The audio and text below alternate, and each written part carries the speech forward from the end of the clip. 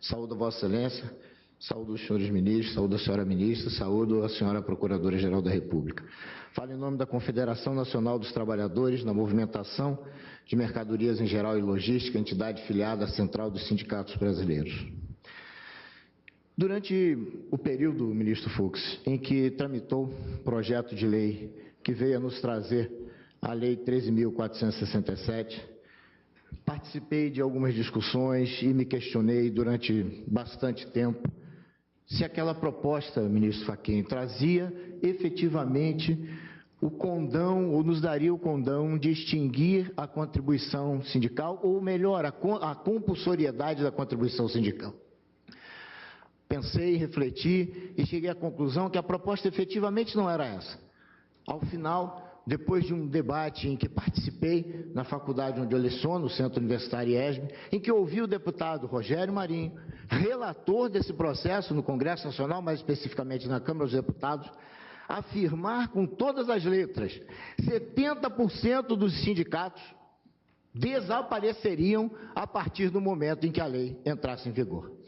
Passei a acreditar, então, e tenho motivos para isso, que o objetivo final não era efetivamente atacar a contribuição sindical compulsória, mas sim as entidades sindicais. O objetivo era deixar as entidades sindicais absolutamente sem condições de cumprir com a obrigação definida no texto da Constituição da República. Infelizmente, cheguei a essa conclusão. E ouvi de um interlocutor há poucos dias, essa semana, a seguinte pergunta: não podemos, então, fazer nenhuma mudança? Óbvio que podemos. Óbvio que as mudanças são necessárias, mas não de forma abrupta, não da forma como foi feita, deixando praticamente do dia para a noite as entidades sindicais sem fonte de custeio, porque é efetivamente o que está acontecendo. Eu gostaria de abordar rapidamente, não quero ultrapassar o tempo, mas eu gostaria de abordar duas situações.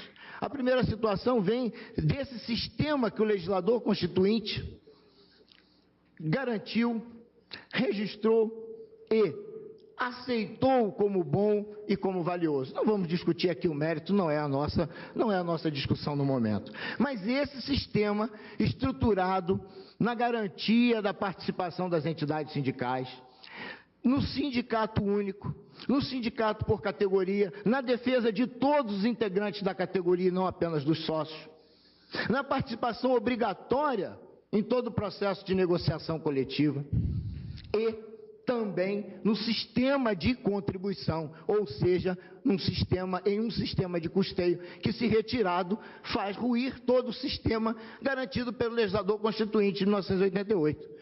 E é isso que nós estamos vendo.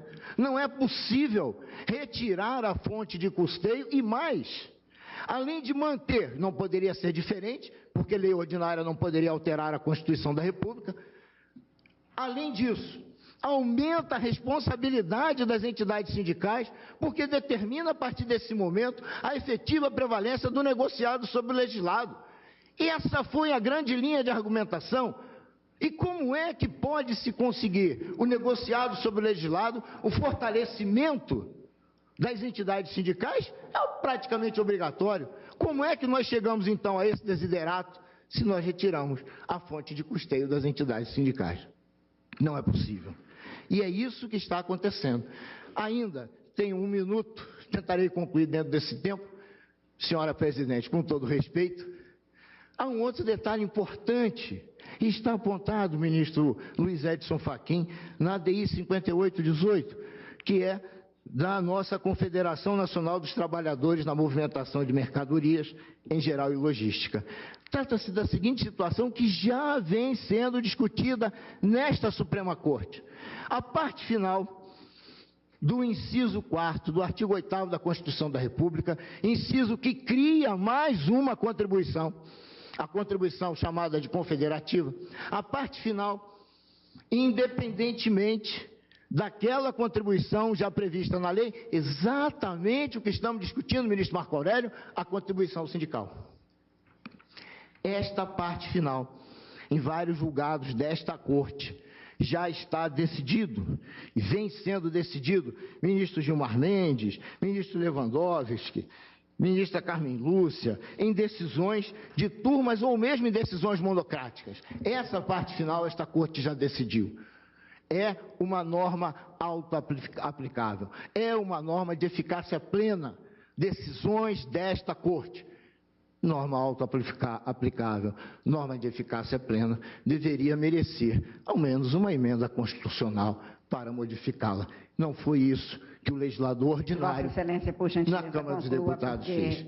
Estou concluindo, senhora presidente. Agradeço a atenção e espero, sinceramente, que sejam declarada a inconstitucionalidade dos dispositivos que estão sendo atacados pelas inúmeras ações diretas de